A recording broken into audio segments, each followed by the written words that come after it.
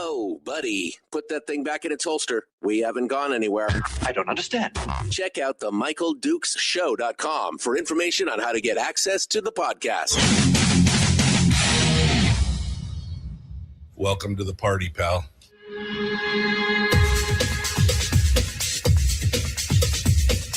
The Michael Dukes Show. The greed and the entitlement is astounding to me. What more could you want from a low-budget radio program? This is a dumpster fire. That was just BS. It is time to get a new perspective. We know just what you need, and we've got just the cure. Open wide and prepare for a steaming hot cup of freedom. I just don't fathom it. The Michael Dukes Show, streaming live across the world. Live around the world on the internet at MichaelDukesShow.com and across the state of Alaska on this, your favorite radio station and or FM translator. Good morning, my friends, and welcome to the program. It is the Michael Dukes Show, the Monday edition. Just in case you thought that winter was over, of course, it's not. It's still going on right now. In fact, some winter weather advisories and winter storm warnings from around the state for you folks up in the interior. We've got a winter storm warning for both Fairbanks and the Denali borough with heavy snow expected. Wind gusts up to 30 miles per hour, 12 to 18 inches of snow in the central interior, Fairbanks and North Star Borough, Nenana, northern Denali Borough. Travel can be difficult. Multiple days of moderate snowfall expected beginning yesterday, lasting through tomorrow night. Heaviest snow is expected today, with lighter snowfall continuing through tomorrow. Westerly winds strengthen through the Tanana Valley, which could lead to periods of blowing snow. And increased snow in the frozen rivers and streams could cause and lead to overflow. Use caution when traveling on frozen waterways. Again, just nasty. Again, winds gusting up to 45 miles per hour. And again, travel could be difficult with all this going on. They're saying through tomorrow night, but also they say could go on until 3 p.m. on Wednesday. So lots of snow, and the winter continues.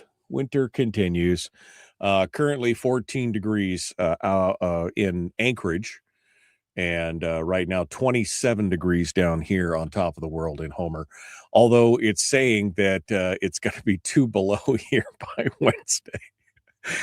I mean, you thought it was going to be nice. You thought it was going to be, but no, it sucker. That's all I'm saying. I looked at this when it was nice and I thought, boy, wouldn't it be nice if this was, going? And then it was like, nope. I knew that it was a fake. I knew it was faking us out. Anyway, so fall, spring, and the groundhog came out and somebody shot it, and winter's here to stay for a little bit longer. Rob just said no school in Fairbanks today. Apparently, I did not see that notification here this morning. So apparently, no school in Fairbanks today as they go through here. I don't see any. Okay, well, no mention of that in the local newspaper. So anyway, welcome to the program, Monday edition of the show. The weekend was way too quick. I'll just be honest with you. I think I finally stepped out of the studio and office at about 6:30 p.m. on Friday. And I was like, oh, great, the weekend. And then I woke up and it was Monday morning. That's kind of how it felt like for me here. I hope your weekend was a little more relaxed and going on. I did see some news. I have not been following the Olympics at all. But I did see some exciting news for both of Team USA's hockey teams. The women did well, and the men won gold against Canada for the first time since 1980. I saw that headline. So it must have been a must have been a good series of plays out there. So I'm not haven't been paying attention to it, but congratulations to Team USA on all that as well. All right, today on the program, I've got a lot of headlines that I want to go over, and there's a lot of stuff happening both in the legislature, in the big races for the national races as well. There's some Republican internal party stuff going on, which I need to talk about. Suzanne Downing's got a good piece out about the young Republicans. I thought it was interesting that I didn't.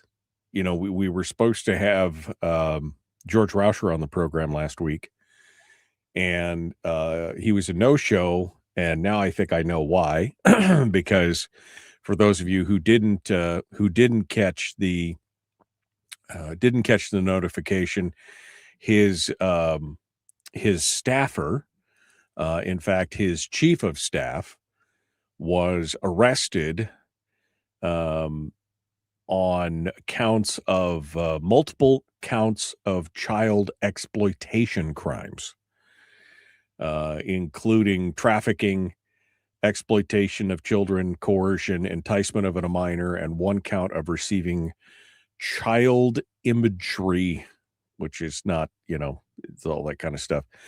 And it's an interesting story from the fact that this has been going on apparently since October.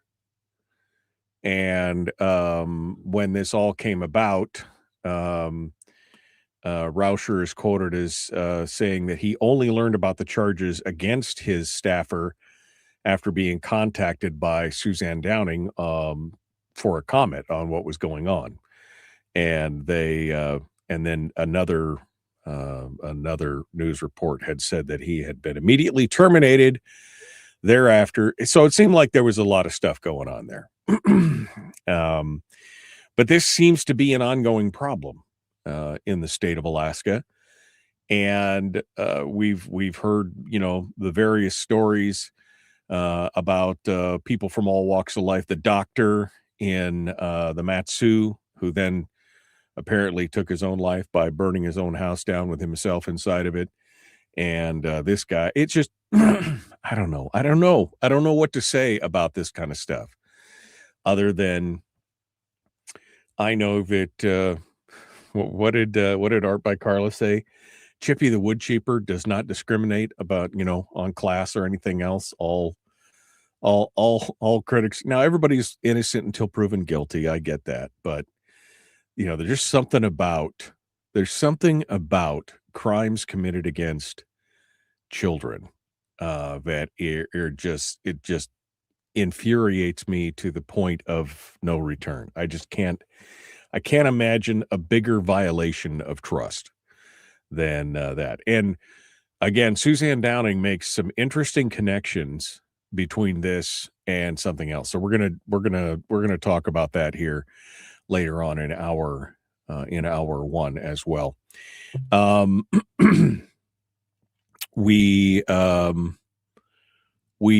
are also in hour two going to be talking to Dr. Sam Asgarian, who has got a new there's a new method, apparently, a new method for discovering or diagnosing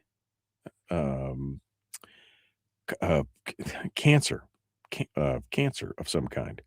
It was colon cancer, and it's a blood test, and he's going to be he's working. He's out on the road talking about it and letting folks know about it. And so we're gonna get the details on this from Dr. Sam Asgarian this morning at about 7:05, and we'll be joined by him for a good part of the hour and to talk about this kind of stuff as we come through. All right. Yeah. So Brian just said in the chat room, so where are the arrests from the Epstein files? I mean, at this point, and again, we don't normally cover national stuff on this program, but if you would have to be living under a rock you'd have to be living under a rock not to have missed everything that's going on with the Epstein things, and so yeah, I'm with you. I'm with you. Why are we not seeing more of this, more action on these things is the question, because I think this is what's really infuriating everybody. Again, this is just predation that we're seeing from people who are ostensibly in power. This is just another example of that here as we go through. All right. Bring the rope into the middle of town for all to see, says Bradley. I mean, like I said, I just, I think wood chipper go burr. That's how I feel about a lot of that stuff. All that stuff, that's pretty much how I feel about it. Wood chipper go burr. We have no qualms about any of that. All right. We're coming up on the break, and we're going to talk a little bit about how the Alaska House is still at odds. The supplemental budget is still being tussled over. The majority thought that they could push this thing through and force the hands of the minority on this. And you can already see how this is already being outlined and laid out by the folks over there in Newsland. Ira Samuels has got a piece in the ADN talking about it. And the headline, this is what caught me, was that the sub headline is, they changed it. They pulled it down. It was Alaska House caucuses at odds over drawing $500 million from state savings. But the sub headline earlier this morning was that this was a request that the governor had asked for. So it was like somehow it's laying at the feet of the governor, and if we can't get the minority to play correctly, it's the governor's and the minority's fault. That's what we're hearing right now.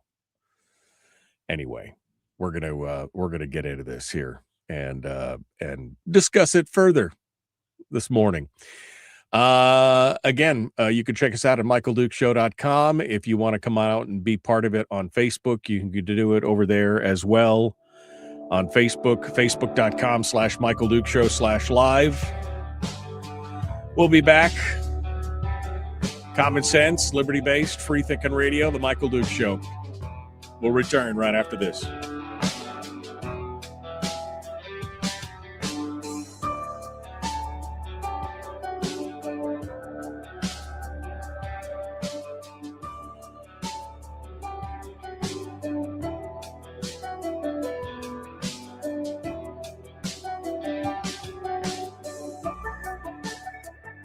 If you missed the show, you can listen to it on your time with Dukes On Demand.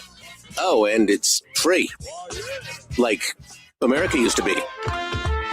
Streaming live every weekday morning on Facebook Live and MichaelDukesShow.com.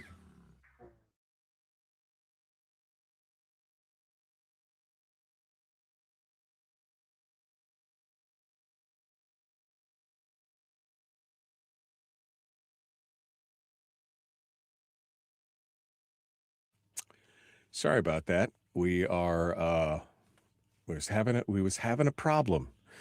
We was having a problem in Fairbanks. They were playing the wrong programming in Fairbanks. All right, I'm scrolling backwards here. Did you all see Trump's call with the men's hockey team? No, missed that.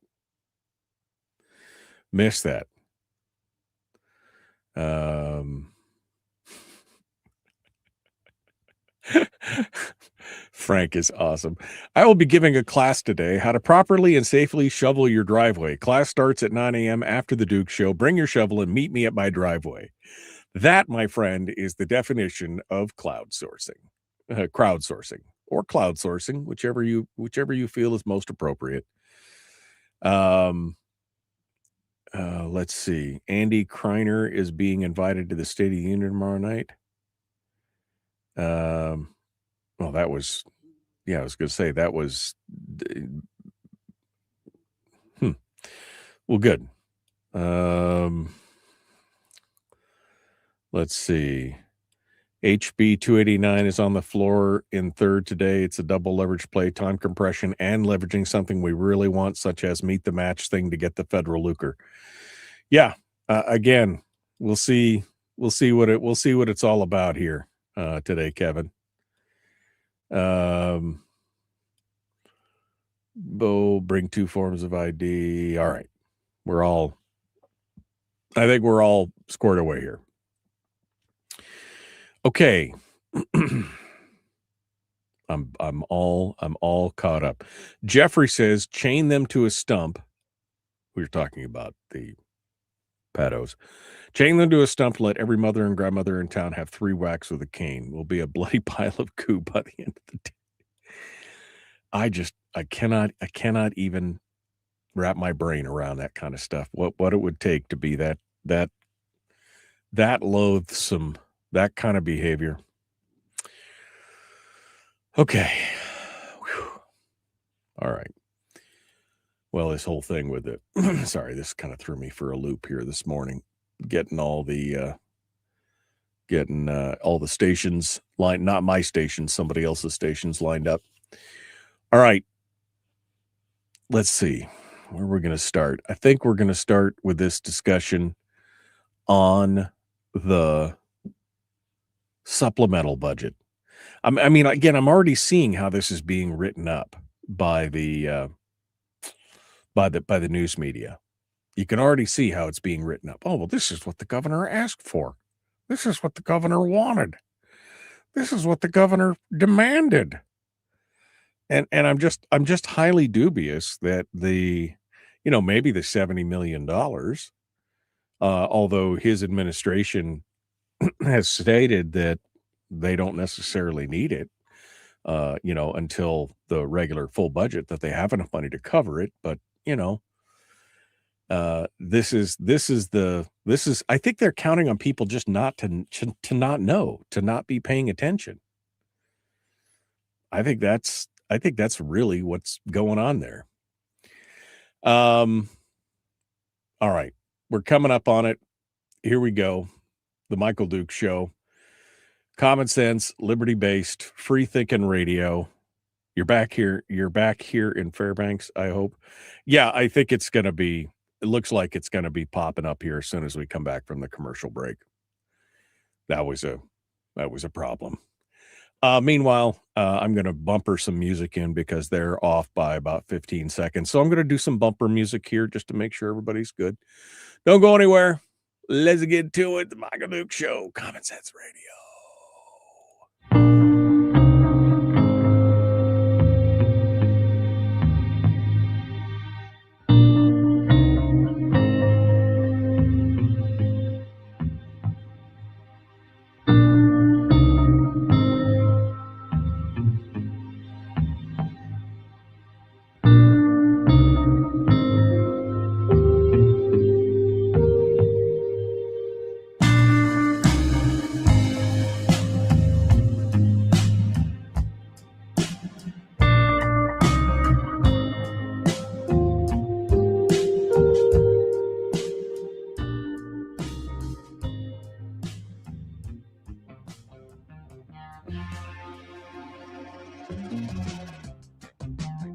The Michael Duke Show. Seriously humorous with a pinch of intellect. pinch of sorry, that is humorous. Here's Michael Dukes. Hi, how are you? Welcome back. Those folks in Fairbanks are just joining us now for the first time. Hi, guys. How you doing? Yeah, there was a little mix-up there. No big deal. We're all back. We're ready to go.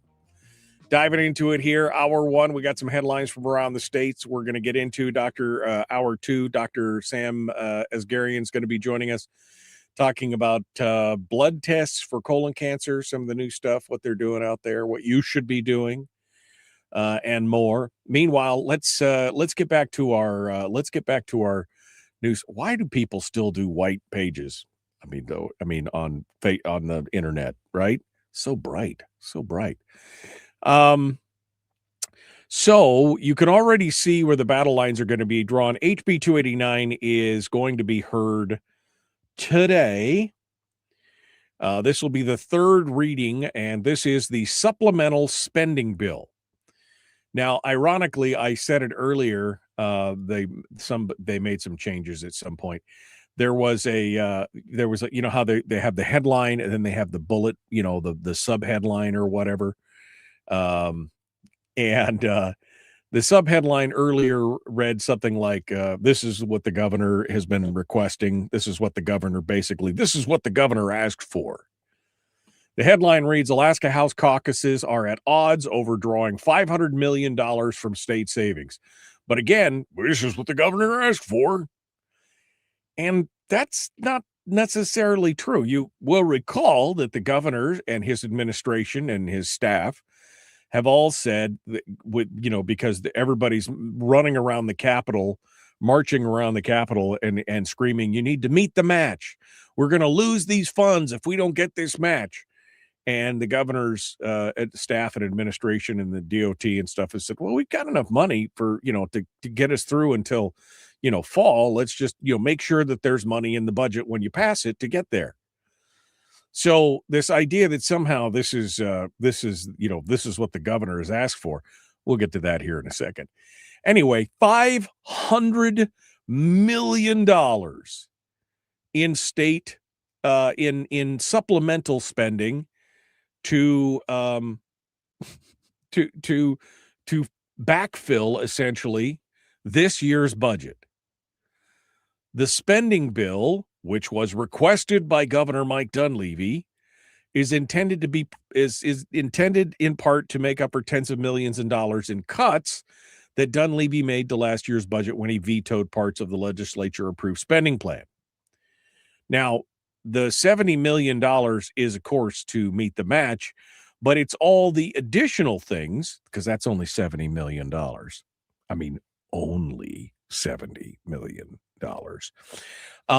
But ostensibly where'd the other $430 million come from, right?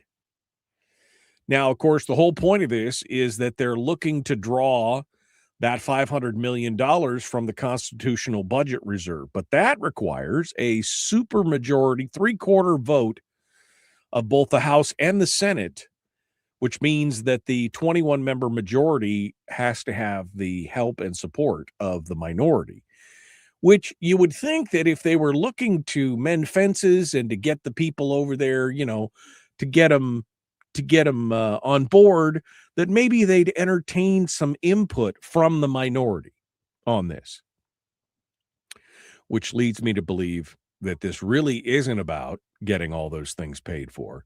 This is about an election year stunt to make the minority look bad. What do you mean by that, Dukes? Well, let me line it out here for you.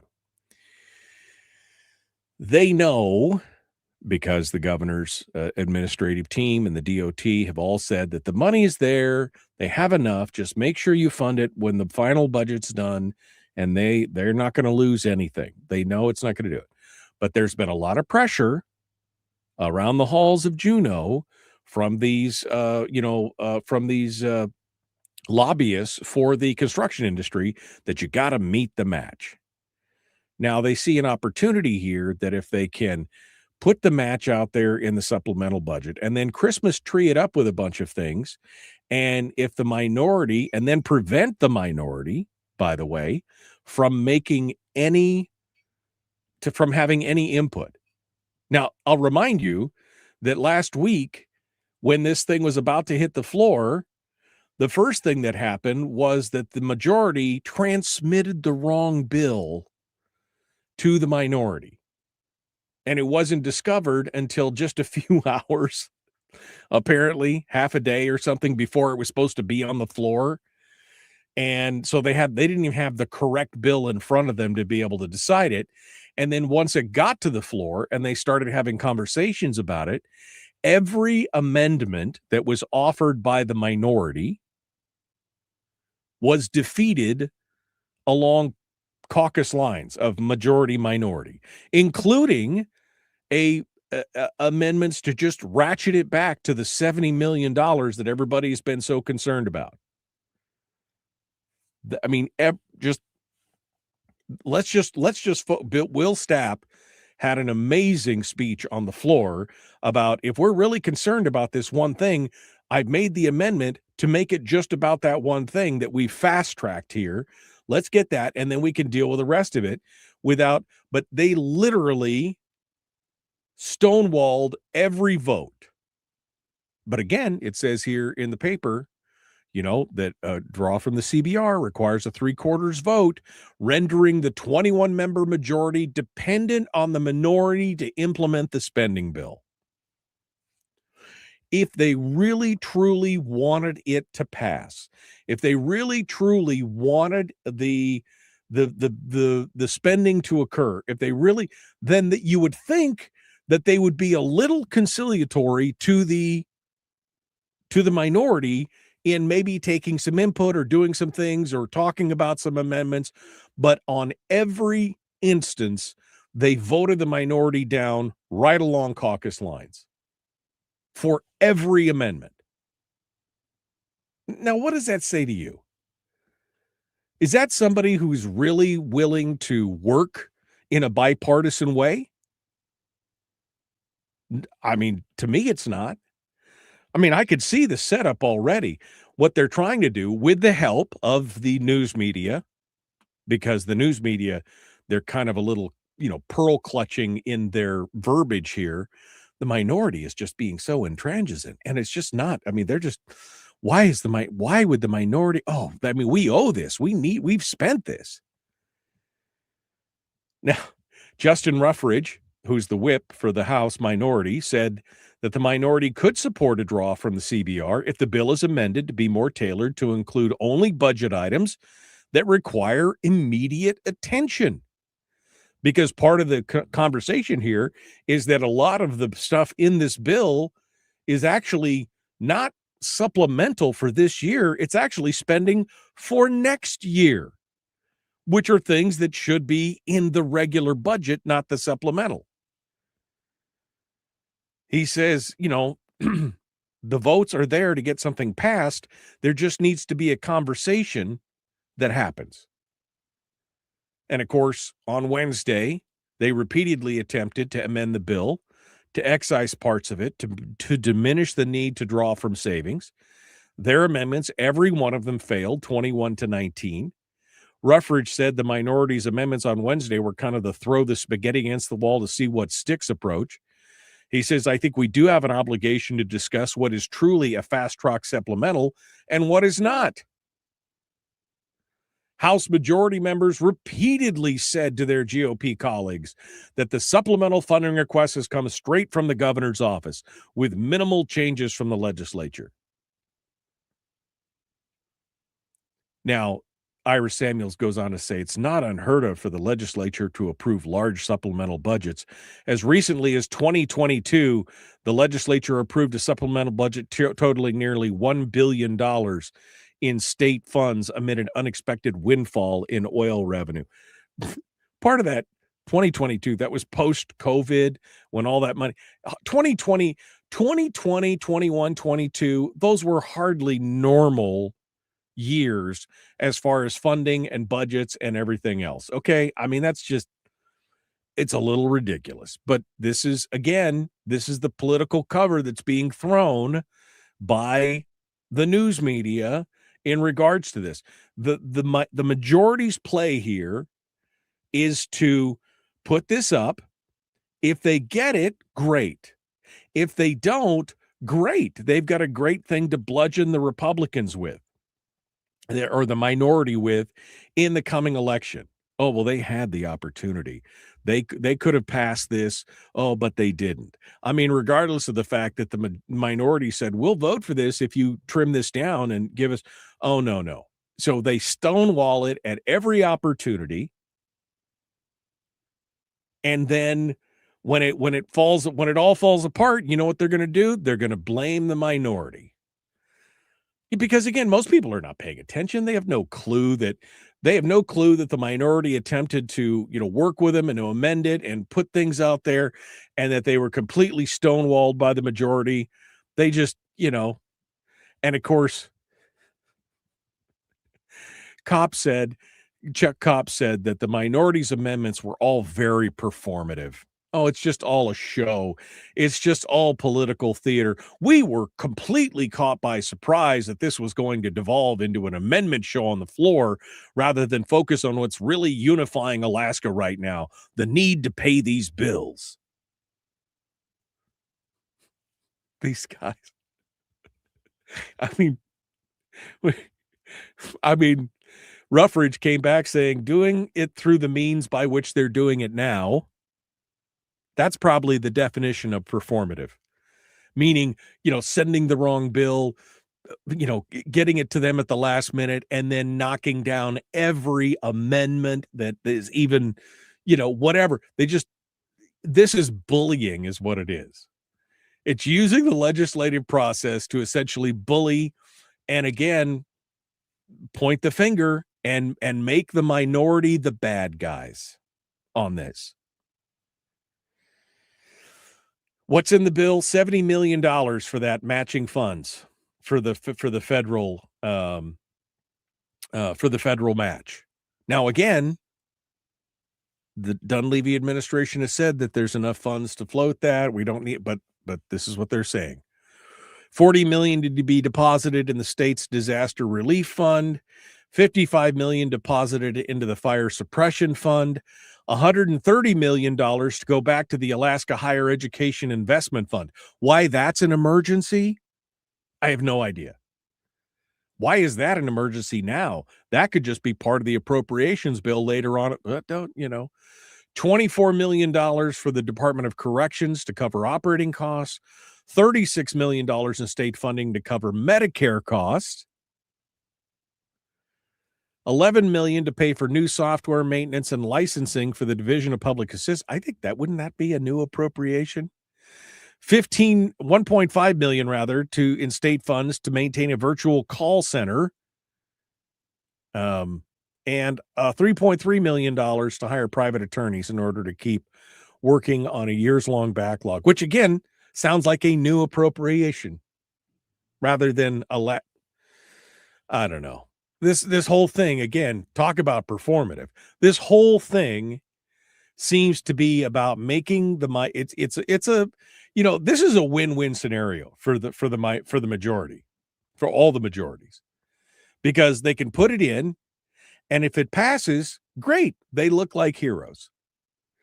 If it doesn't pass, and they can stonewall and block every opportunity for the minority to have any input and anything else, they could still turn around and point the finger and blame the minority and say, well, it's because they're not voting for it. I mean, they'll never mention the fact that any kind of bipartisanship or compromise or working together, none of that matters. It's just they wouldn't vote for it. It's all their fault. So it's a win-win for the majorities in this election year. It's all theater. It's all, again, speaking of performative, as Chuck Kopp said, it's all performative.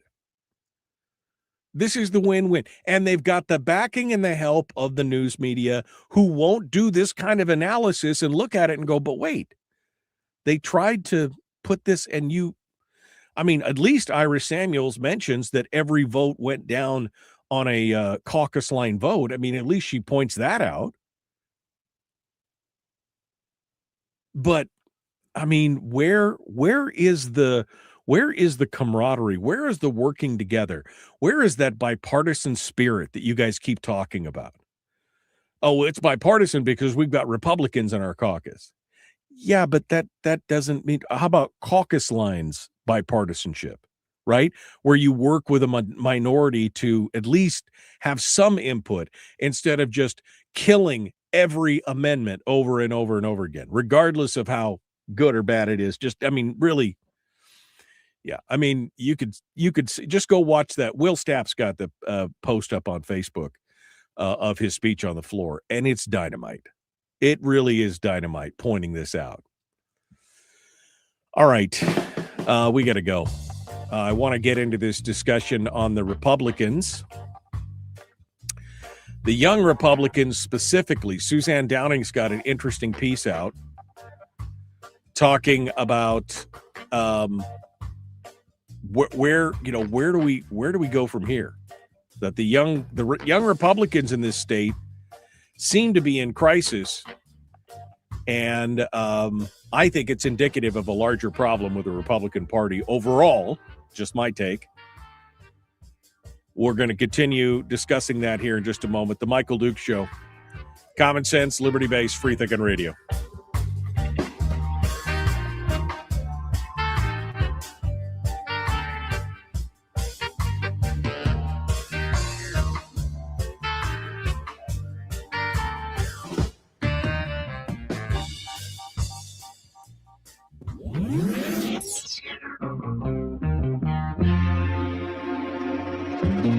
Listened to by more staffers in Juneau than any other show because their bosses told them to.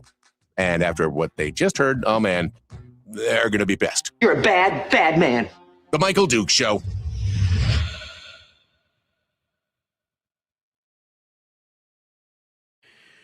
Okay.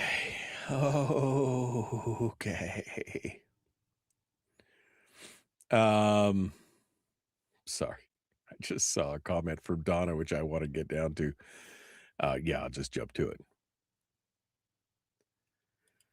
Supplemental bills, except in the instance of an exogenous emergency event, are an indictment of the governor's staff's incompetence, says Donna. Ow.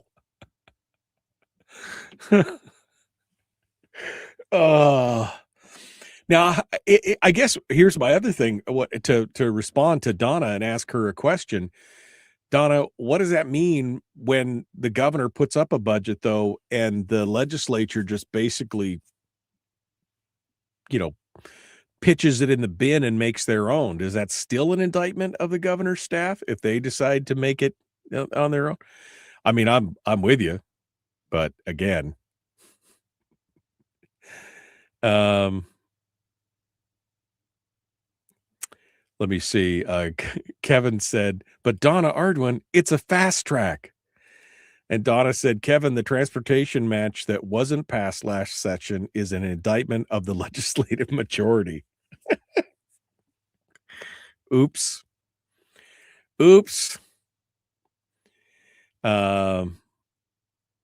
Yeah. It's Kevin says it should have been heard on Friday, but the coalition did not have all their robust majority, so we had a technical session instead. Go figure. Games inside of games inside of games inside of games. Yeah, I mean that's it. When they can't. Oh man, we don't have all of our warm bodies here, so we need to put this off a little bit more.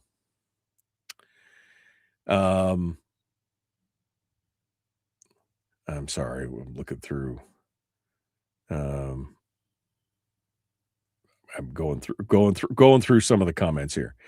Am I mistaken, says Alaska Bullet Point? Am I mistaken? But in talks about the politicians, it's always about the UGF and how we can't cut it because it's essential, rolls eyes, services, but we never hear about cuts from the $11 billion operating budget. Well, I mean, that's where all the services are, is in the operating budget. Didn't you know that?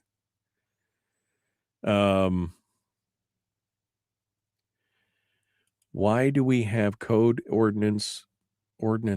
Why do we have code ordinances roads in Fairbanks if they're not safe anyways? Our road does not get plowed for 3 weeks after a snow event. They plowed Saturday. Now we need to wait. Hope was no need for the borough doesn't have road powers, except for limited road powers in the road service areas where the road service areas appointed to themselves. The borough has nothing to do with the roads outside of that. There are no code ordinances for roads. There are controls for the road service areas, but unless you live in a road service area where you pay that as a part of your taxes, and then that's a road service area thing, not a borough thing. Frank, just wanted to throw that out there because I was a little confused by your code ordinance road. What are you talking about? Says Barbara. That's what I mean. I'm with you on that.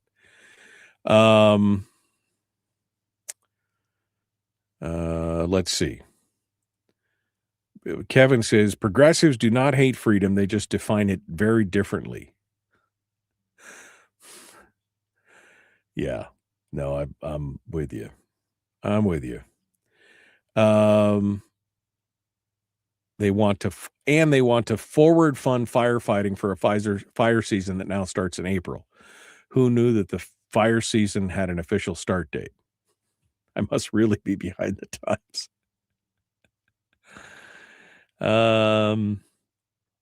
The young Republicans, says Terry, need to be taken to the woodshed. I would agree. My response to Donna, says David, is actually it's also a strategy to get more funding, and that works. He's not wrong in that regard, Donna. Charlie says, I agree with Donna. Directors who overspend and require a supplemental budget should be fired. I mean, when you're getting up and bumping up against that line, yeah, you should be asking yourself some serious questions at that point. Like, is this the person that I want running this department if they can't live within their means?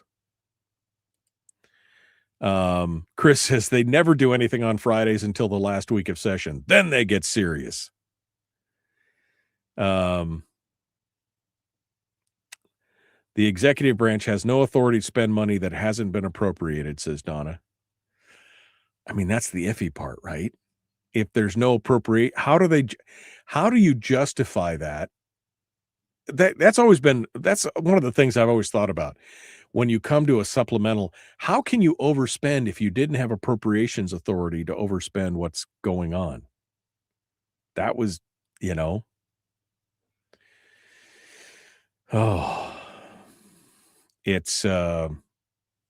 interesting. All right, we're going to jump into this here. The Michael Duke Show. Common sense, liberty-based, free thinking radio. Like, share, subscribe, ring the bell, do all that stuff. Here we go.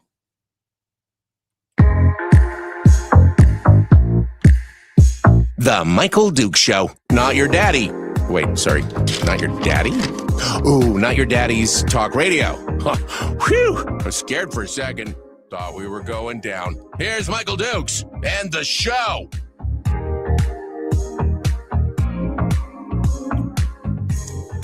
Okay, welcome back to the old radio program, The Michael Duke Show. Common sense, liberty-based, free-thinking radio.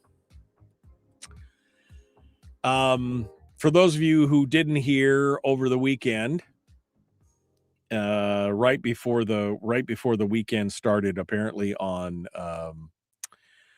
Thursday, there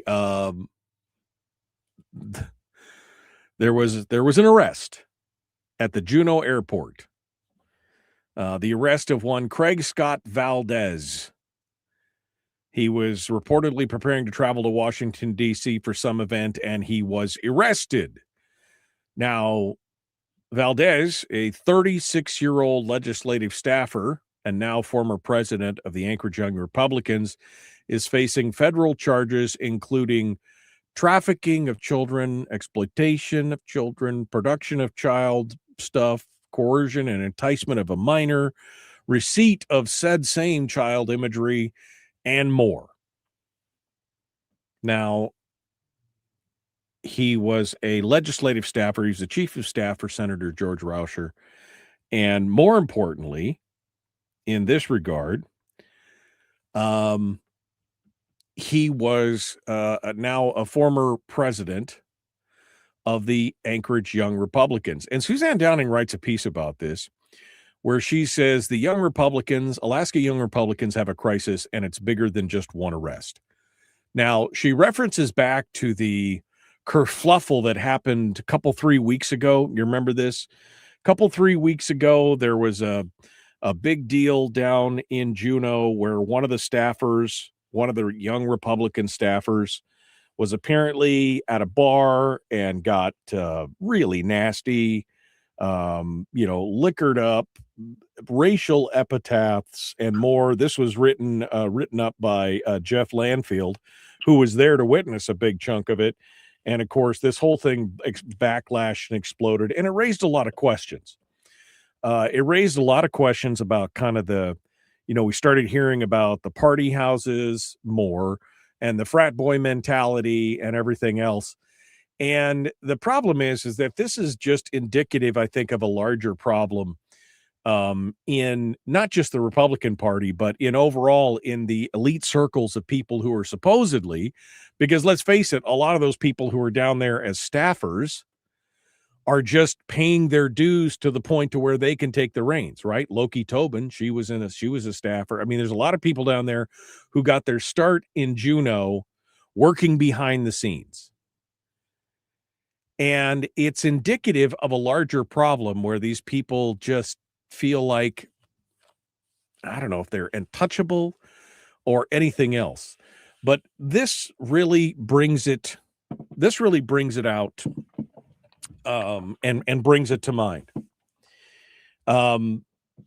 She goes on to talk about Valdez and says, criminal behavior is bad enough. Allegations involving the exploitation of children are the worst of the worst. There's nothing partisan about protecting children. There's no spin that softens that reality. Yet this indictment does not exist in a vacuum.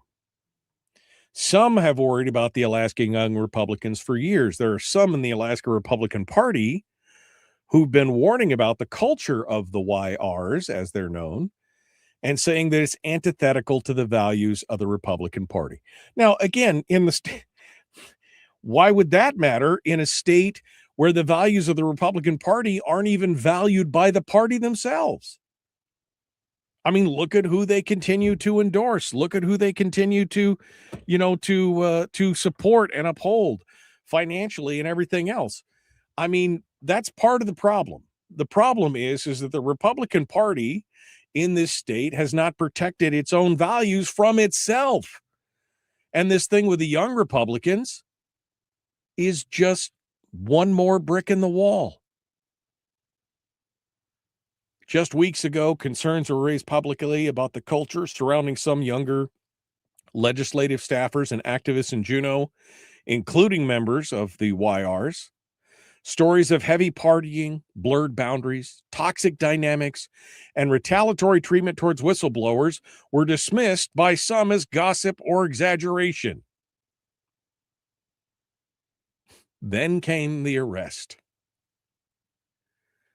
I mean, this is a problem, right? And of course, this incident is way beyond late night partying or the party house or leg wrestling or whatever. This is a huge different deal. And again, everybody's innocent until proven guilty, but if proven guilty, would chipper go burr, right? That's how I feel about it. To me personally, nothing more heinous than crimes against. And yes, I do consider a 14 or 15-year-old to be a child. For those of you who are immediately going to say, well, blah, blah. What really got me on this whole story, by the way, this is what really got me, was that this incident the final arrest stems from an incident in October of last year. October the 14th of last year, Valdez arranged through Snapchat to pick up, one story says it's a 13-year-old girl. Another report says it's a 15-year-old girl, 13 to 15, to pick up a teenage girl from her family's Anchorage residence and bring her to his home. According to the court's filing, the girl's siblings alerted her mother, who used a family tracking app to locate her daughter at Valdez's residence. She reportedly heard her daughter say she wanted to go home before entering the residence and removing her. The filing states the minor showed signs of extreme intoxication and difficulty maintaining consciousness. Prosecutors say APD responded and Valdez fled from his residence. Now, why he wasn't arrested at that point? That's a bigger question. I mean, like, why wasn't he arrested by APD at that point? I mean, I don't know. I don't want to get down too many different rabbit holes, but I think Suzanne Downing's point here is correct, that the Republican Party needs to really take a look at this. And quite honestly, this is indicative of what we've been saying about the Republican Party taking a look inward at everything. You know, if the young Republicans want to restore their credibility, they need to conduct an independent review of leadership and governance practices, which is exactly what the party itself should be doing, because this feels a bit like monkey see, monkey do. Like, well, morals and party platforms, they're kind of suggestions. They're not really what we believe. I mean, after all, look, we got Lisa here and we got all, I mean, is that really what we believe, or just do we say we believe it? She says this is what part I don't agree with. The Alaska GOP has worked hard to rebuild momentum in recent years. It cannot afford to let a culture problem among its youngest ranks undermine that progress. They've worked hard to rebuild the momentum, but to go where? To do what? And have they really? Have they really rebuilt the momentum? I mean, I think I would call that wishful thinking at this point. But yeah, this is problematic, to say the least, because this paints a poor picture of the entire establishment. And why didn't we know about this back in October when this all went down? I'm asking for a friend.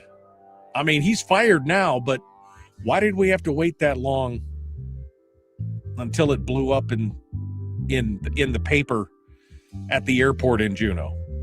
I'm just curious. All right, we're going to continue. Dr. Sam Asgarian up next, The Michael Duke Show. Common sense, liberty-based, free thinking radio.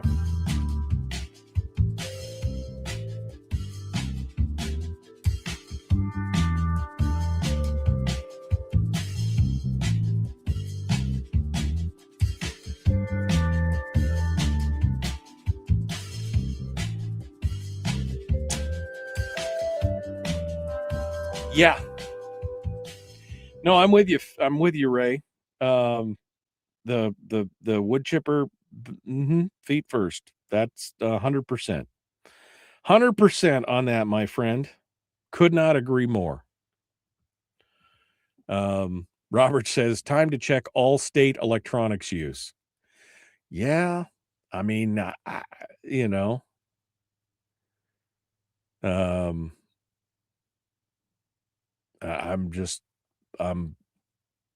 a little concerned about this. Richie says forensic audit of all laptops and cell phones would be in order. It's pretty normal for those people to believe they are sort of untouchable because essentially they're considering they are fair distance away from the main population they work for.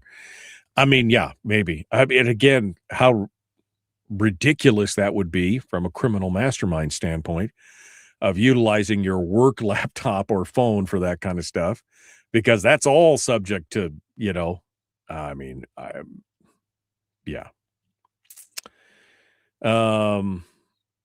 Yeah, why did we not hear about this earlier? That's the thing. Scrolling.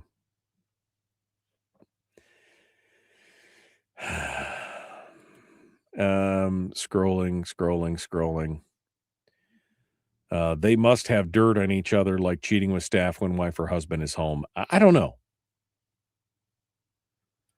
Corey says, sadly, this isn't a party thing or a state thing. It's the touchable versus the untouchable mentality. I would agree in part with that. Because again, don't they all kind of feel like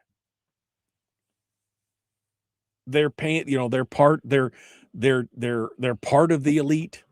They're off to the side, part of the elite. And so they're just paying their dues until they get to take their turn. We'll see. Can't make an arrest on charges unless you have some type of evidence more than just hearsay, protect the children. Yeah, I mean, but I would think that if you found some child underage at somebody's house who didn't belong to them, who was intoxicated and he ran, I mean, you should be able to find something, right? Whether it's providing alcohol to what do they call that? Contributing to the delinquency of a minor or whatever it is. You'd think they'd find something and then be able to do more of a deeper. Anyway, I don't even know. It gives me the heebs to think about. I don't want to go down the primrose pathways on that stuff. That is kind of crazy stuff. But yeah, we've got to get a grip on this thing. We got to get a grip on this stuff, folks. And especially those who are members of the party, you guys, remember, I'm a libertarian. But you guys need to clean your own house up and do what needs to be done. That's what needs to happen. All right.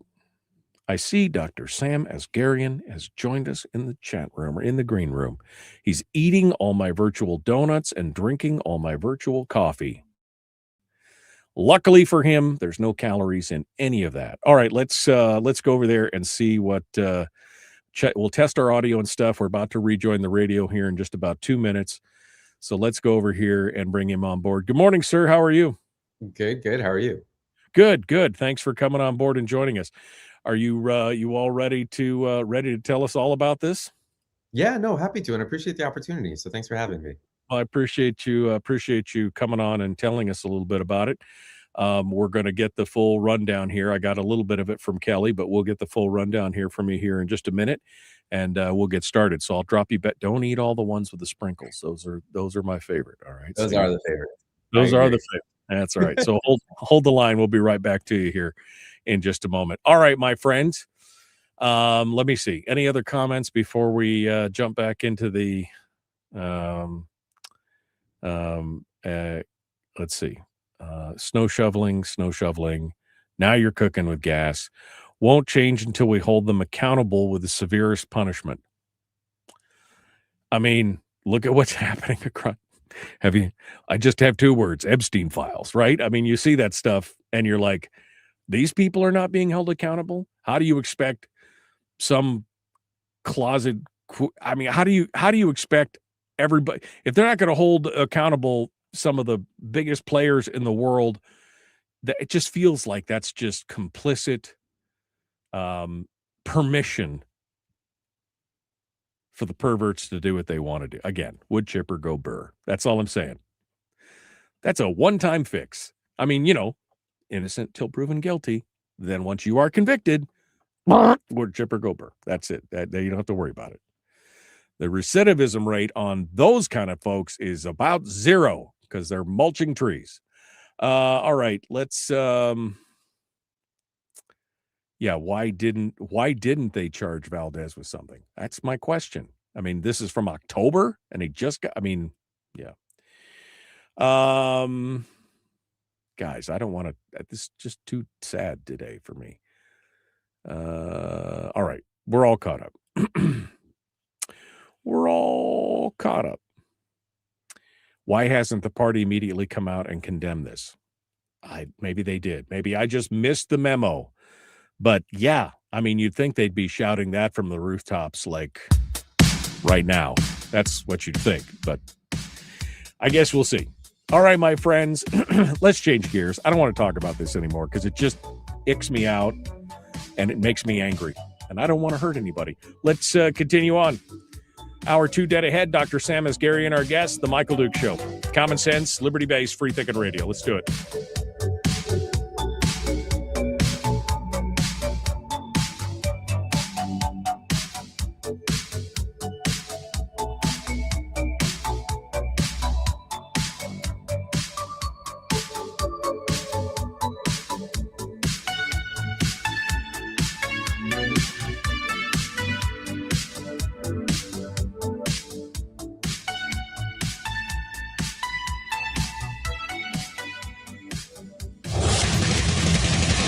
Whoa, buddy. Put that thing back in its holster. We haven't gone anywhere.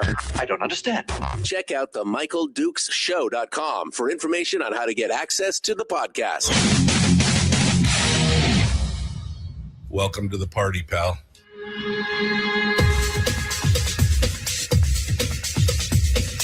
The Michael Dukes Show. The greed and the entitlement is astounding to me. What more could you want from a low-budget radio program? This is a dumpster fire. That was just BS. It is time to get a new perspective. We know just what you need, and we've got just the cure. Open wide and prepare for a steaming hot cup of freedom. I just don't fathom it. The Michael Dukes Show, streaming live across the world. Hey there, hi there, ho there. Welcome to it, the Monday edition of the Michael Dukes Show, broadcasting live across the state of Alaska on this, your favorite radio station and or FM translator, and live around the world on the interwebs at michaeldukeshow.com, where you'll find links to our audio-only stream, the podcast, which is available on Spotify, and, of course, our simulcast on Facebook, YouTube, and Rumble. Hour 2 of the Monday edition of the show, we had a lot of stuff going on in hour 1. We won't recap all that because we got a guest coming up here into hour 2, talking with us today about a pretty serious issue, especially for you older gents. You know who you are. You don't look at all like me. We're talking a little bit about preventative care for things like colon cancer, and we're about to jump into it with Dr. Sam Asgarian with Garden Health, who's going to come on board and give us some details of what it takes to do and how we stay ahead of this. Good morning, sir. Thank you so much for coming on board. Oh, thank you, Michael. Appreciate it. Thank you for having me. Well, I appreciate it. So I understand that there's some potentially new things going on, and some there's some ideas here. Colon cancer is a big deal. I know that when I turned 50, the first thing my doctor said was, "Okay, so you need to go get yourself checked." And I was like, "Checked for what? I mean, fleas, bed bugs, what are we?" And then he proceeded to tell me all about it. And after the vivid picture that he painted, I did go and get myself checked, which is not fun. I mean, it is what it is, but there are other ways other than the full invasive technique. And I understand that you guys are working on some new stuff. So I wanted you to give us a little bit of a rundown here of what folks could be expecting, and give us some good news here. No, happy to. Yeah, no, it's exciting stuff. You have a very good doctor. That was the guidelines at the time. And this is one of those where, as a former primary care physician that was practicing, you really want to advocate for your patients and get them checked. It's what you said. And so what we've done at Garden Health is we've taken all that invasiveness, all that inconvenience of the traditional colonoscopy, which still exists and people can still choose to go that route. And we've made it a simple, convenient blood test, no different than any of the other blood tests your doctor has ordered in the past. And what we are able to do is kind of use this new, really cool technology to look for colon cancer in the blood. And so it's available now.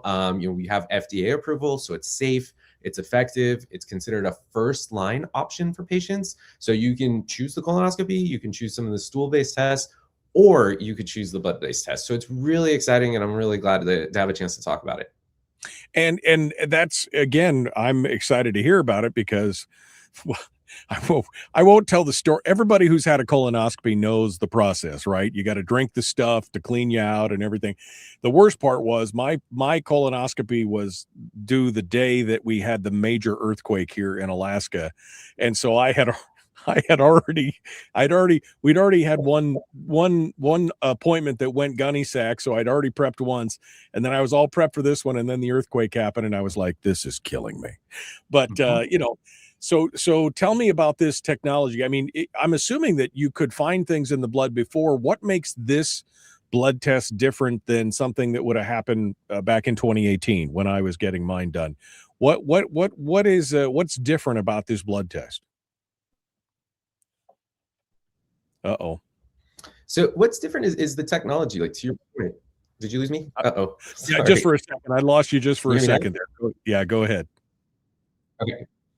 Perfect. No, what's different is the technology is really accurate, right? So the FDA is an amazing agency. They look at safety, effectiveness. You can do a lot of harm by telling someone they don't have cancer after they've gotten checked. And that means they go back and they live their normal life, but that cancer continues to grow. So you really want to avoid what we call those false negatives. You also want to reduce the number of false positives. You don't want to tell someone they have cancer when they don't have cancer. And so this technology at Guardant Health, we use this over a decade for patients that had already been diagnosed with cancer. We had these tests developed. They've been out in the market. Oncologists use them all the time to help treat patients that have cancer. And what we did was about that, kind of to your point, about 6 years ago, we started a study that was pointed towards patients who hadn't had a diagnosis yet, but could be living with colorectal cancer.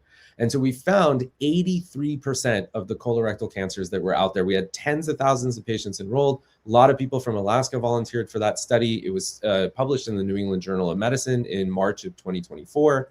And so really we're able to say, hey, we're good. We're as good as that colonoscopy or those stool-based tests. And the FDA agreed and gave us that approval. And that really gives us the opportunity to make sure that physicians are confident when they order this test that it's the right test for their patients. Yeah, that was going to be my next question. I mean, how, what's the percentage of success versus a standard colonoscopy or, the biopsy or the blood test?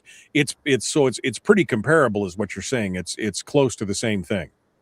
It is. And the best news is we're not trying to replace the colonoscopy. The colonoscopy is an amazing test. Despite its inconvenience and some of the trouble that people may have having rescheduled appointments like yourself, it's one thing that most tests can't do. It's visualizing, and so it's looking, but it can also treat because they're already there. So you can biopsy suspicious polyps.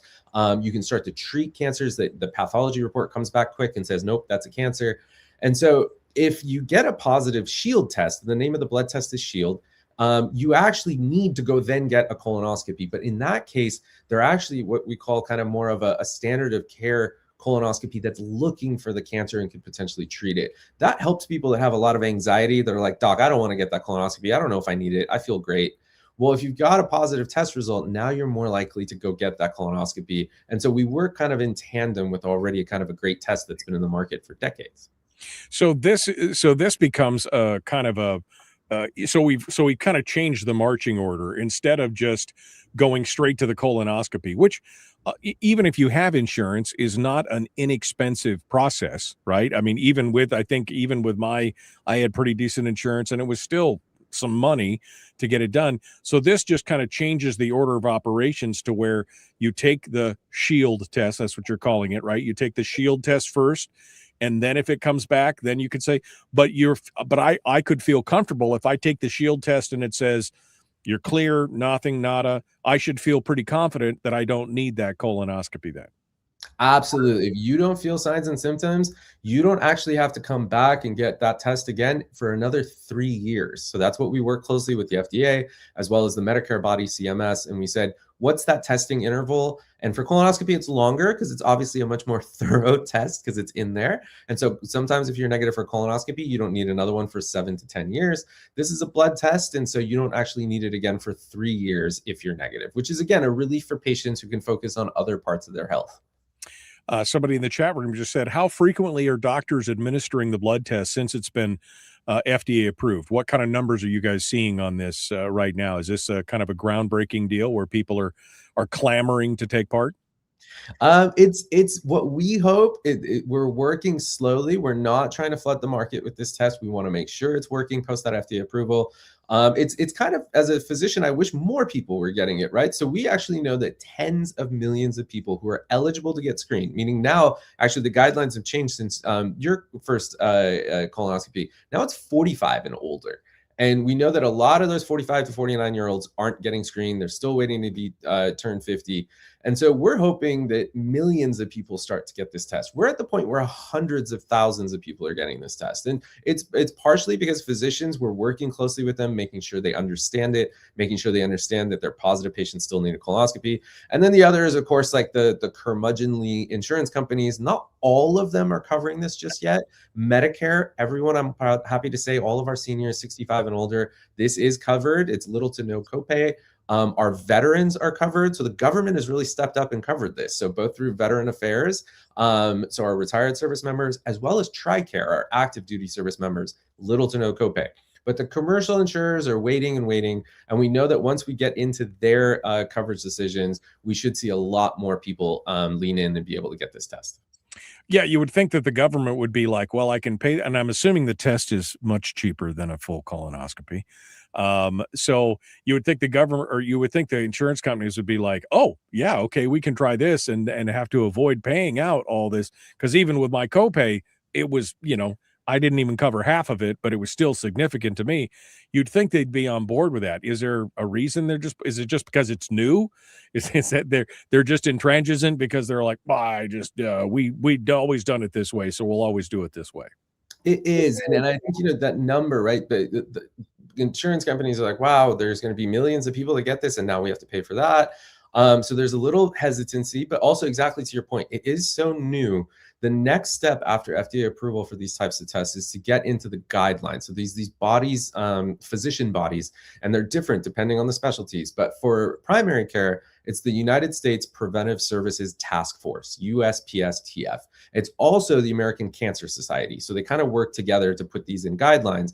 And those guidelines come out to physicians and they say, for first line, you can order these tests. We are not in those guidelines yet. It's not because we failed anything. It's because those groups haven't met yet and they haven't actually produced new guidelines. So we're waiting for that, which is what the insurance companies are waiting for. And then we know that this will kind of be something that people go, wait, you used to get what for colon cancer screening? So we're hoping that changes things in the future. Somebody says if you've had a colonoscopy before and you've had polyps removed, should you continue the colonoscopy or should you just do the blood test first as well? I mean, will the test still be preventative, I guess, in that case? Yes. So that is a conversation that we'd love people to have with their physician. There are certain scenarios, obviously, when someone had more of a suspicious colonoscopy that removed things that were closer to malignant, that they want to now continue to go get the colonoscopy, right? That is still the gold standard. But there are others that have gotten the colonoscopy and they're due again. And now that they're due again, they shouldn't just reflex to the colonoscopy. It may not be the best test for them. They should have that conversation with their physician and say, hey, based on my current history, based on my risk factors, am I eligible for a Shield, the blood test, instead this year? And so you can kind of mix, and we kind of love that. It's kind of a mixed screening history for patients. So as long as they're having that conversation with their physician, that's the right first step to take before they decide which test is the right one for them. So we as patients, do we just need to say, when the doctor talks, I guess now at 45 instead of 50, at 45, when the patients are visiting their physician and the physician says, hey, colonoscopy, and do we then at that point, that's when we say, I'd like to take this Shield test first? Is that what we do? We have to, like you said, not all doctors may be aware of it or may not be paying attention to it. So we should be bringing it up and saying, hey, doc, I'd like to take this Shield test first. Yes, you are the best advocate for yourself. You said it really well. Docs are doing a million things, especially primary care docs, and they're not up to date with everything, right? Colon cancer screening is just a tiny slice of all the things that a primary care doc is doing on a regular basis. And so you can bring that up. There is all this information available online. March actually is cool. March is actually Colorectal Cancer Awareness Month. We're about 6 days away from the start of that. Our goal is to get more people screened. And I mean it that way, not necessarily with the blood test. If you're not screened, your loved one isn't screened, nudge them exactly as you described to have that conversation with their physician. All this information is on shieldcancerscreen.com. So there's information there for physicians as well as patients to get more info. And you can look that up even in the clinic, right? We've seen docs do that. They're like, I haven't heard about that. And they go to the website and they've got info on how to order it. That's good. That's good. Now, Doc, before I let you go, this is your chance to scare the hell out of us. I mean, why do we need to get screened for colon or rectal cancer? What is, give me some of the stats. I don't need to sleep tonight. So give me some of the stats here and tell me what is it about colon rectal cancer that we should be paying attention to? I love that. Yeah, no, I could put my white coat back on and do this. So this is the second leading cause of cancer deaths in America today. It has consistently ranked number 2. Lung cancer is number 1. Colorectal cancer is number 2. As a physician, though, you hate that statistic because it's so treatable when it's caught early. It shouldn't be number 2 in a society like ours. If it's caught early, there's a 91% chance of survival. That should immediately tell you that it shouldn't be causing that many deaths. The problem is it's caught late, it spreads quickly. Those odds drop all the way down to 13%.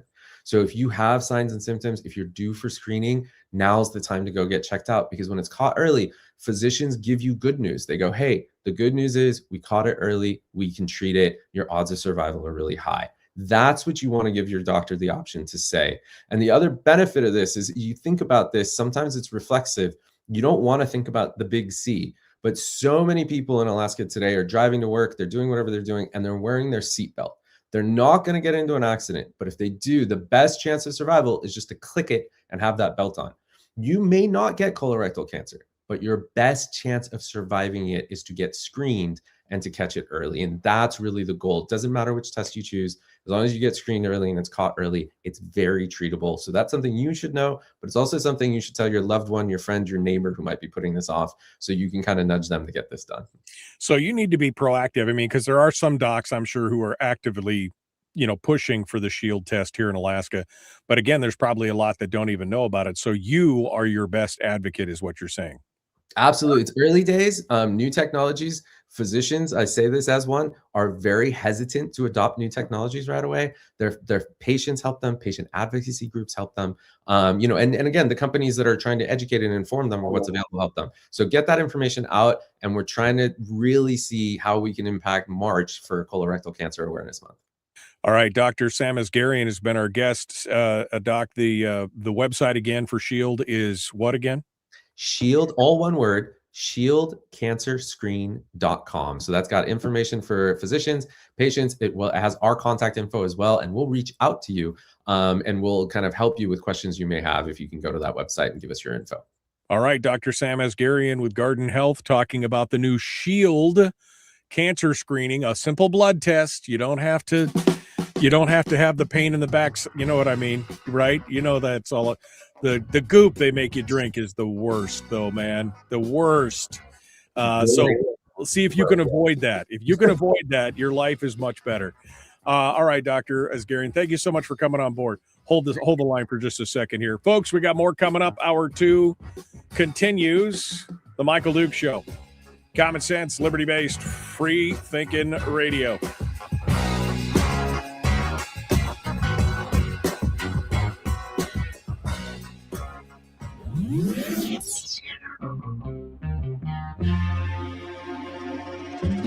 Tune in Friday for our weekend entertainment and movie streaming review with our guest critic, Willie Waffle. That's actually his real name. Really? That's his real name? Man, his parents must have hated him. The Michael Duke Show.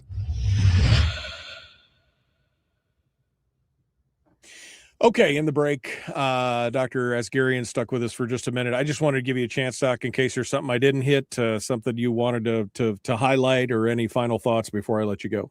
Oh, you're kind. No, I think we did great. We covered insurance. We covered the March timeline. We covered the stats. So no, and we covered the website. So thank you so much for letting me do that. I'm totally good. Okay, good. Brian says, add some vodka. It helps the goo go down.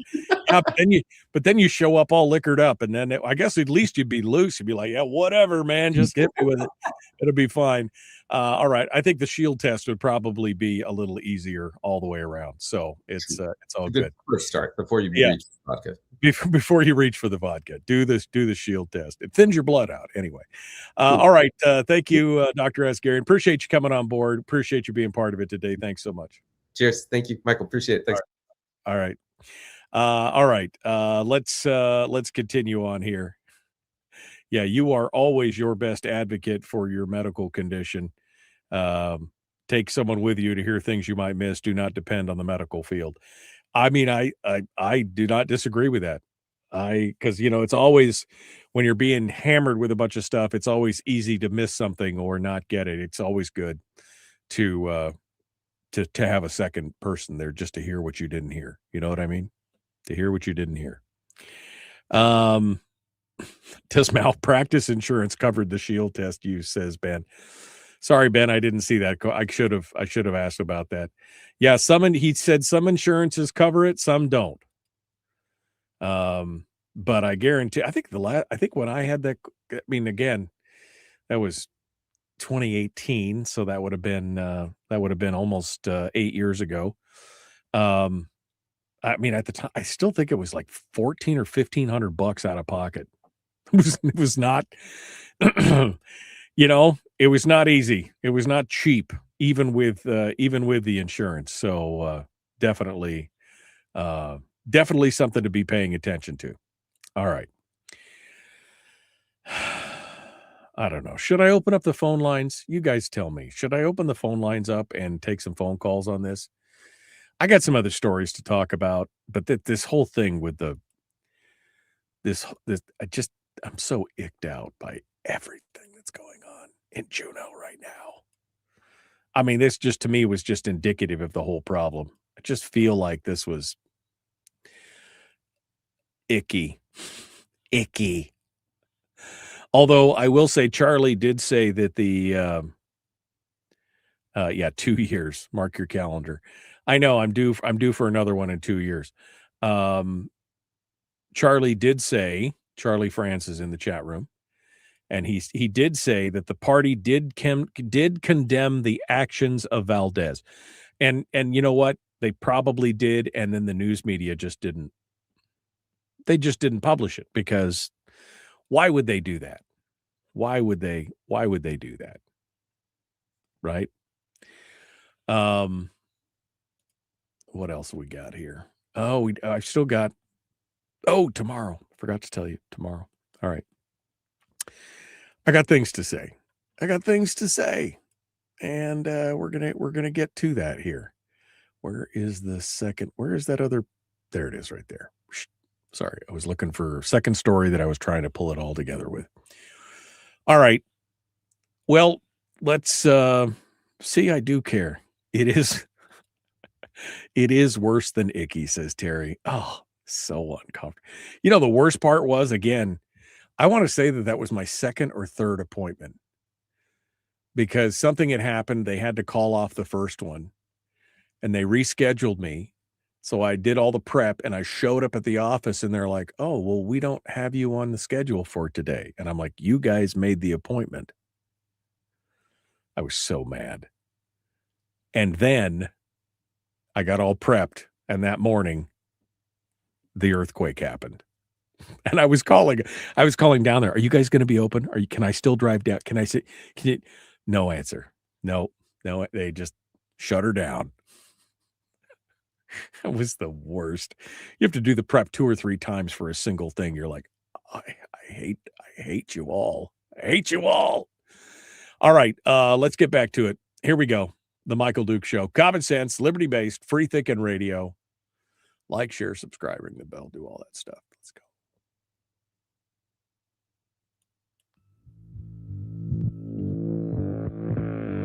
Today's recipe is the important Alaskan news of the day with a dash of sardonic smile, a pinch of eye twinkle, not that you can see that on the radio, and a touch of acidity. It goes down easier like that. Don't question our recipes. The Michael Duke Show. Okay, welcome back. Hour 2 of the big radio show continues here, the Michael Duke Show. Winter weather advisory in effect for those of you who live up in the Fairbanks area, in the interior. Winter storm warning, in fact, not just a weather advisory, but a storm warning. Heavy snow, 12 to 18 inches of snow for the interior, Nenana, Fairbanks, North Starborough, Denali Borough. Wind gusts up to 30 miles per hour. All of it going on between now and Wednesday morning at 6 a.m., although they're saying that most of it, the heaviest snow, is going to be today. Multiple days of moderate snowfall expected beginning yesterday, lasting through tomorrow night. Heaviest expected today, continuing to fall through Tuesday. Westerly winds strengthen through the Tanana Valley, which will lead to periods of blowing snow. Increased snow on frozen rivers and streams could lead to areas of overflow. So if you're out there snow machining on the ice, be careful. It could be wet and have problems for sure. Anyway, big winds and more, and winter storm warnings in effect for the interior. So you guys keep it. Current temperature here is 26 degrees here. Although, just so you know that I'm not always rubbing your face in it, just just so you know, it's supposed to be 3 below on, I guess, on Thursday. Is that where is the thing right here? It's supposed to be 3 below on Thursday or Wednesday. 3 below on Wednesday. So 29 degrees right now, or 26 degrees right now, but supposed to be 3 below in a couple. That'll be fun. That'll be fun. I can't wait. It's gonna be great. Coming up on tomorrow's program, of course, Brad Keithley will be joining us. In hour 1 for the weekly top 3, and then in hour 2. Now, normally I know we finish up with Chris Story, but we're going to be joined in hour 2 tomorrow by Bernadette. Bernadette Wilson will be joining us, candidate for governor, and we're going to have a full hour of conversation with her on, well, a little bit of everything. I mean, from the current politics to the budget to her vision for the state. And we'll have to see where it goes. But that's coming up tomorrow on the program. And so we'll probably push Chris off maybe till Wednesday. We'll see. I miss having Chris on the program. If I don't have him on the thing, I feel bad about that. Because I need that. I need that weekly uplift for sure. Need that weekly uplift. Somebody's just asking me to open up the phone lines.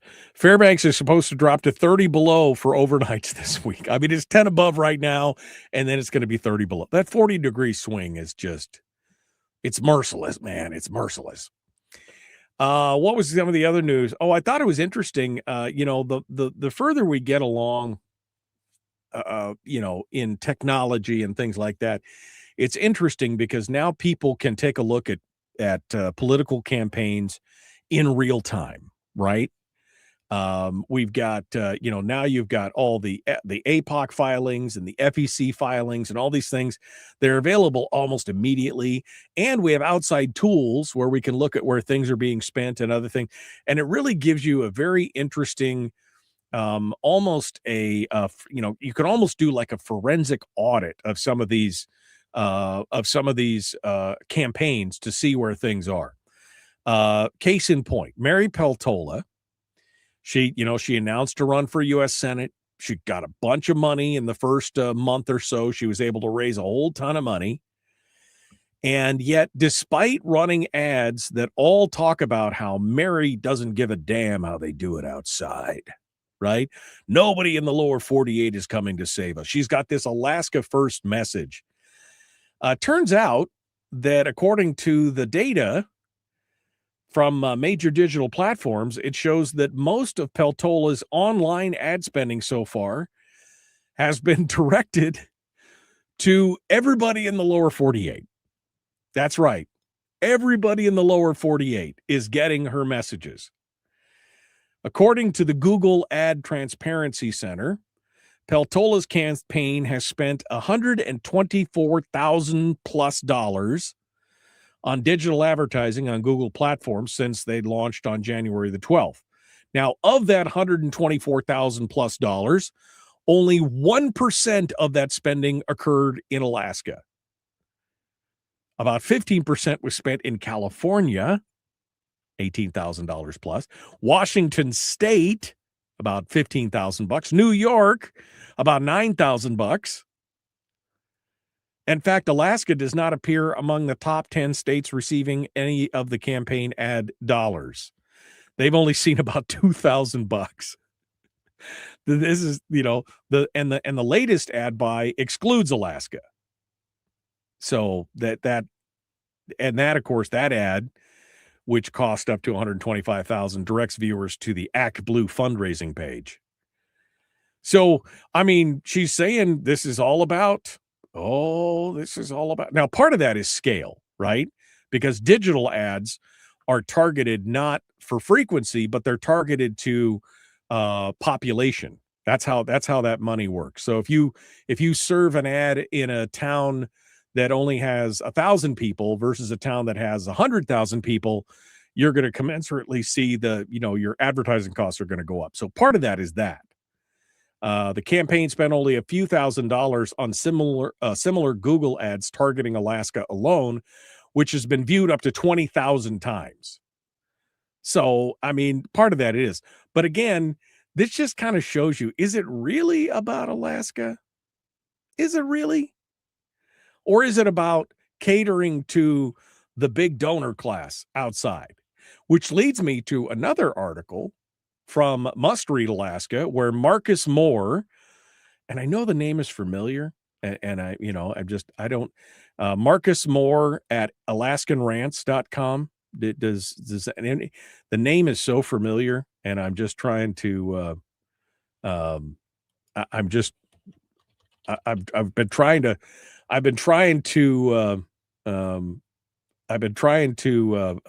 put a face to a name, because I recognize the name, but I haven't been able to put the face of the name. Anyway, Marcus Moore wrote an article on Must Read, and he asks the question, who's really calling the shots in Alaska? And this is a great article, by the way, and I invite you to go out there and take a look at it and read it for yourself. I'm not going to go into great depth on the article because it would take the whole rest of the show to go into great depth on it. But basically, he talks about something called the Alaska Influence Pipeline Report, which you could find over at alaskainfluencepipeline.com. And it's a PDF report that basically gives you an update on all the IRS 990 forms in the state, the disclosures which reveal that Alaska has continued to be a strategic target for national progressive donor networks seeking to influence the state policy from outside. And this report, this Alaska Influence Pipeline Report, goes through them all and talks about it with footnotes and bibliography. You could follow all the sources. And what it's telling us is that there is a lot of outside money flowing into Alaska to tell us exactly how we should be living our lives. And they've got this vertically integrated, sophisticated, and Marcus says, frankly, scary system in its efficiency. So you've got national funders, including the Arabelle Advisors, Sunflower Services, New Venture Fund, the Tides Foundation, the 1630 Fund, the NEO Philanthropy, Hopewell Fund, and Western Futures Fund. They all collect and pool donations from major philanthropic players like Soros, Hank George Wyss, and foundations like the Ford and the Hewlett Foundation. Influence Watch reports that Arabella alone raised $6.5 billion from 2005 to 2021. So those are the big players in this whole thing. Then you've got pass-through grants. The national funders then funnel millions of dollars into Alaska-based advocacy groups, usually via annual grants, explicitly earmarked for specific campaigns like anti-development. In 2024 alone, the numbers are staggering. The New Venture Fund, the New Venture Fund gave over $625,000. The Tides Foundation, $523,000. The 1630 Fund, almost $750,000. Layer on support from Hopewell and Neo Philanthropy, and you could see a funding structure designed to endure. Then you have the local recipients, the people who are taking this money. Groups like United Tribes of Bristol Bay, Alaska PIRG, the Alaska Current, the 907 Initiative. You know who they are, right? If you've watched YouTube at all in the last year, you know who the 907 Initiative is, and more. And it's astonishing to see where things are going and how much they're actually receiving, which I'll tell you about here in just a second. We'll be back. Don't go anywhere. The Michael Duke Show, common sense, liberty-based, free-thinking radio. Who's getting the money? I'll tell you here in just a minute. How much is it? It's a lot. We'll be back right after this.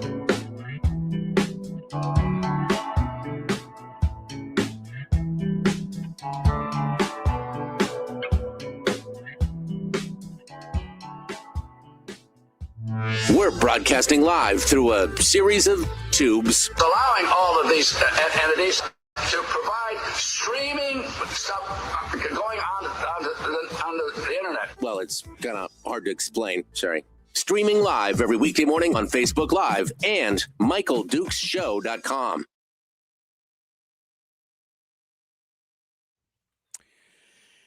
Okay. The only thing I like more than plowing before work is coming home and plowing again. That's the only thing I look forward to more.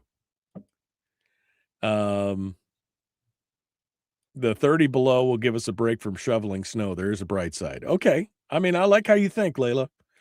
I like how you think. APOC is way behind in reporting and holding people accountable, says Terry. A shout out to Mr. McCabe, Kevin McCabe, for his Substack on leadership. Kevin writes some good stuff. Like you said, what did he say the other day when he was on the program? He gets a little insomnia, and so he gets up and writes. I mean, I would have gotten up and drank, but that was just me. Kevin's a better man than I am, for sure. Peltola is trying. Let me go over here. Peltola is trying the Republican platform words, etc. If you actually see her ads and or statements, just like a Republican candidate, which we all know she's not, and she's not truly for Alaska when she supported the last administration, and it's 70 executive orders against our state, in my humble opinion. Okay, yeah, gotcha. Oh, David says, hey, former Rep Carpenter, isn't the colonoscopy union meeting in Juneau during the session? They sure have a lot of purging to do, because Ben made some kind of comment about how the colonoscopy union may come out against this shield test because, man, you're taking away our business. You're taking away our work. You can't take away our work. And Dave's like, no, isn't the colonoscopy union meeting in Juneau? Well, I think that was the, what do they call rectumdectomy? That's where what was it? When you remove your head from your backside through a surgical operation. It's not a rectumdectomy. It's a, I can't even remember. Oh, it's a craniolectomy. That's what it is. When you're removing your so, oh man, it's crazy, too crazy.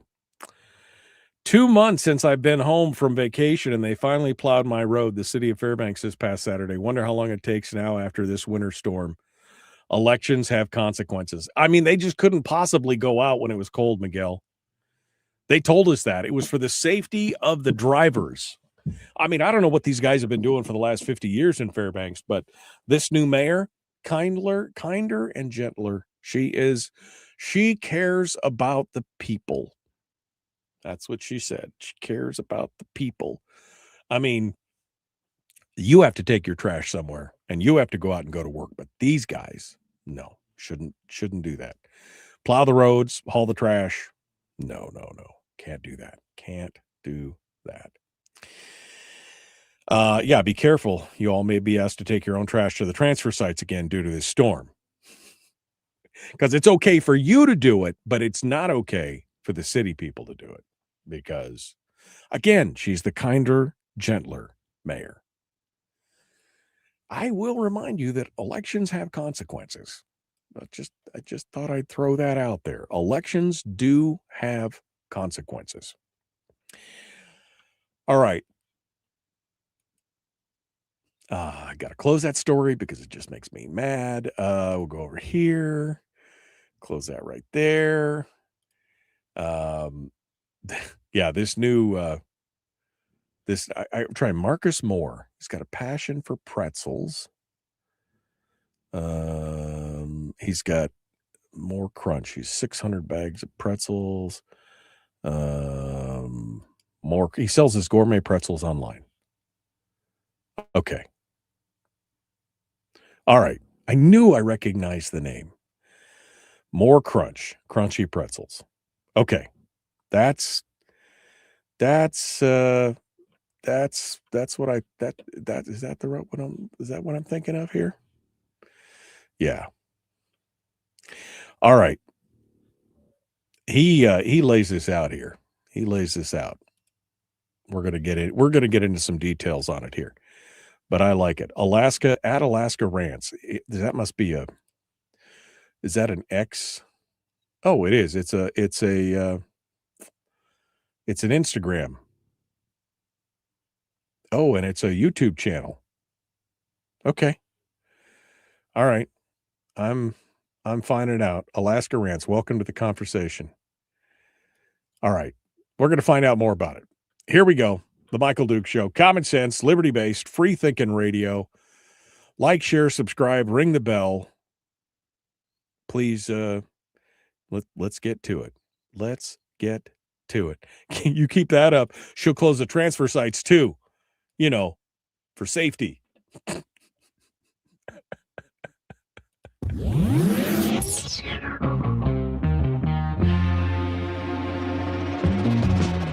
Running on 100% pure beard power. Oh, also some coffee. We dip our beard in coffee. Nice beard. The Michael Duke Show. All right, welcome back to the program. It is the Michael Duke Show, broadcasting live across the state of Alaska on this your favorite radio station and or FM translator. We were just talking. I was trying to find out here at the end of the during the commercial break who is Marcus Moore, and he apparently has a YouTube channel out there that deals with Alaska, and it's at Alaskan Rants on YouTube.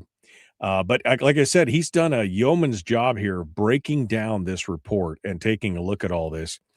And, you think about how much of an outside influence, oversized influence the outside forces have had in the state of Alaska. I mean, the biggest example of this is the ranked choice voting, right? The ranked choice voting vote, the original one, that was $7 million in outside money that was spent in the state of Alaska to convince Alaskans that we needed to curb outside dark money. Oh, and create a jungle primary and a ranked choice voting thing. But again, the majority of the ads that ran were for dark money. Right? That was what they were all about. It was the dark money. That's all you ever heard about the whole thing. They had one ad that was a mom and daughter talking about buying different flavors of chips, and that's what ranked choice voting was like. And it was still confusing, right? I mean, it's still, a lot of people are like, what? But almost all the other ads were dark money, being funded by $7 million in dark money. All right, so who's getting it? Who gets the money? Who feels the impact? Who's getting it? And you could see since this is off of 2024 data, because the 2025 taxes haven't been procured and filed yet. You could see that in early 2024, the New Venture Fund dispersed $625,000 in the state, including $3.25 to the United Tribes of Bristol Bay. The Tides Foundation in mid 2024, the Tides, they granted $523,000 into the state, including $150,000 to get out the native vote and $200,000 to Alaska PIRG, which is the indigenous advocacy group for Alaska's only consumer not advocacy group, public interest research group. That's what it is. So they got their big chunk. In late 2024, the 1630 fund disperses $728,000, and the WFF, the WFF fund, which again, reminding myself what all these acronyms stand for, the WFF is the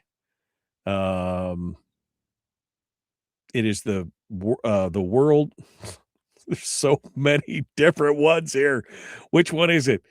Anyway, the WFF was $8.7 million in funding to the 907 initiative, which, again, if you've been watching YouTube, you know all about the 907 initiative.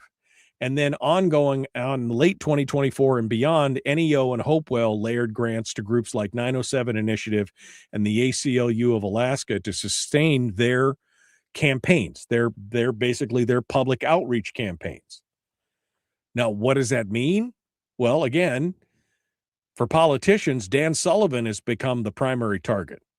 I mean, we've all heard it, right? Yes, man, Dan, doormat Dan. All of it, Tides, Arabella, WFF, they all launch campaigns, and these progressive hits. I mean, these things have been going on for months. Nick Begich felt a few of them, but Dan Sullivan is really the main target and punching bag of this. Hundreds of thousands of dollars in outside money going to these groups like the 907 Initiative. Indigenous leaders in Bristol Bay are courted via grants, with a report argues suppresses local voices in favor of donor-driven agendas. Groups like Salmon State are allegedly used to weaponize issues like salmon protection against development. They can also fund carefully structured. The funding is to prioritize litigation delays and narrative shaping over job creation. This also goes back to things like Alaskans for Better Elections, where they have been using lawfare and litigation, and they're funded by their supporters and by these outside groups, so they can afford to take everybody that they want to court. If they want to take the repeal campaign to court, they want to file an ACOP. They're lawyers. They can do it all. They're getting paid already. It's just a job. But it's all being funded by outside money. He goes on to say, Marcus Moore, again in Must Read Alaska, you should go read this article. Who's really calling the shots in Alaska? He goes on to say, these networks loudly decry, quote, outside corporate influence, unquote, in Alaska politics.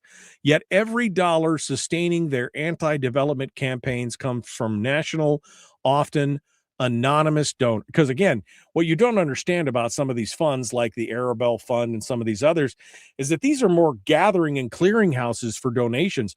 They don't even have to report, in some cases, who their donors are. So you've got all this money being washed through these organizations with no accountability as to who's funding them, who's benefiting, because if you wanted to follow the money, right? If you wanted to follow the money, you could only go so far before you hit this brick wall of this anonymity, and you have no idea who's now financing these campaigns to try and steer Alaskans.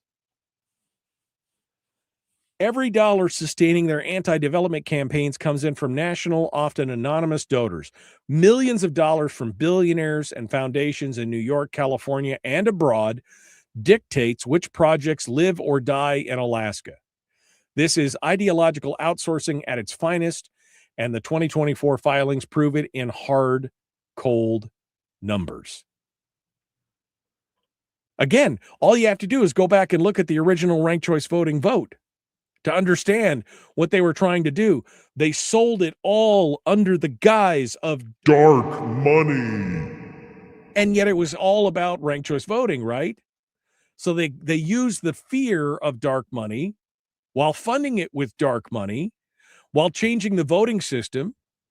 And I don't remember the gal's name, but she was the billionaire that was one of the big founders one of the big funders of the movement to get ranked choice voting across the country. And she was quoted in the thing as, Alaska's a cheap date. We should go do Alaska because that's a cheap date. We could do that for a few $million. That's what it's all about. And at some point you got to start asking the question, like, where is all this money going? Who's behind it?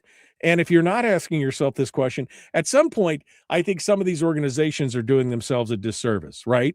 If you see one more Yes Man Dan video on YouTube, is that going to make you more or less, or are you starting to scratch your head going like, methinks they doth protest too much? I mean, right? I'm getting to the point where that's where I'm thinking that, man, these guys are really, they must be really afraid of what's going on with Dan. And they have been running these ads for months. And I'm not saying politics was clean before this whole dark money thing came about, but boy, it sure got a lot harder, didn't it?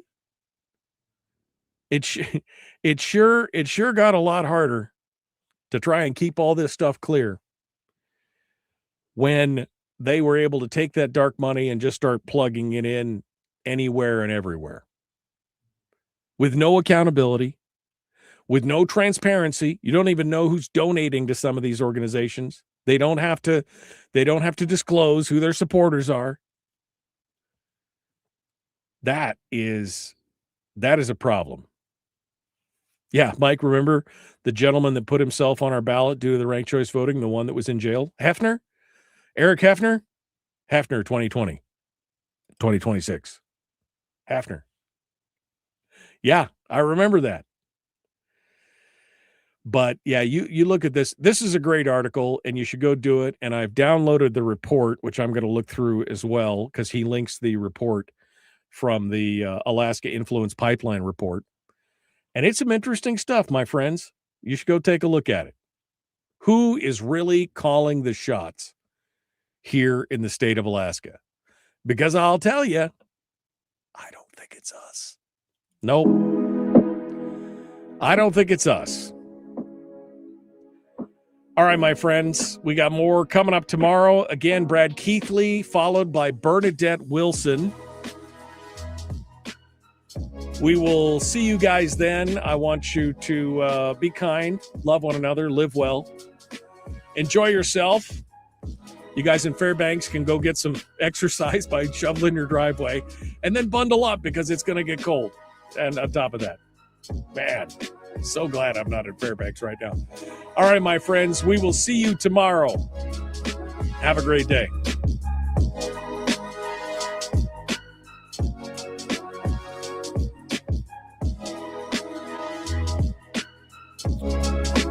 Okay. Brian says, Hefner 2028. For all the right reasons, I'm the lesser of the criminals. The lesser of all evils is still evil, right? Right? All right, my friends. We will see you guys tomorrow. Thank you for coming on board. Appreciate you being part of it today. We'll see you then.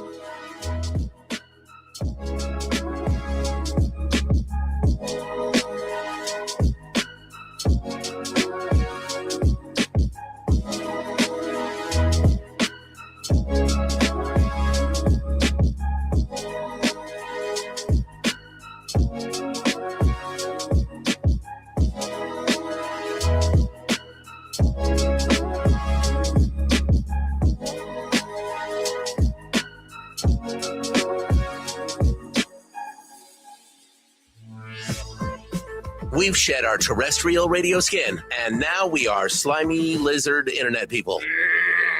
It's the Michael Duke Show.